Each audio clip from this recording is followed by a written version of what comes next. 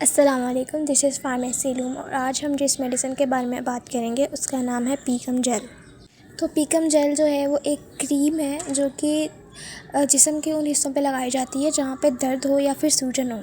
तो बात कर लेते हैं कि पीकम जेल कहाँ कहाँ इस्तेमाल होती है। जैसे कि अगर मसल पेन हो या फिर पट्ठों में खिंचाव हो, वहाँ पे हम पीकम जेल का इस्तेमाल कर सकते हैं। जोड़ों में दर्द हो तो वहाँ पे पीकम जेल का इस्तेमाल कर सकते हैं। कमर में दर्द हो या फिर आपके मोच आ गई हो या फिर कहीं पे ज़ख्म हो या इंजरी हो तो वहाँ पर जो है वो पीकम जेल का इस्तेमाल किया जा सकता है।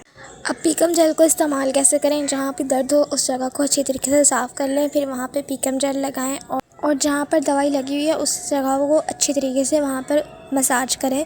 मसाज करने के बाद जो है उसको छोड़ दें तो जो दर्द होगा वो कुछ देर के बाद ख़त्म हो जाएगा। दिन में 2 से 3 मरतबा इस दवा का इस्तेमाल करें। पीकम जेल एक ट्यूब है जो कि दर्द को कम करने के लिए जिस्म के किसी भी हिस्से में इस्तेमाल की जाती है और ये अंदरूनी इस्तेमाल के लिए नहीं होती बल्कि जिस्म के बाहर के हिस्सों के इस्तेमाल के लिए होती है।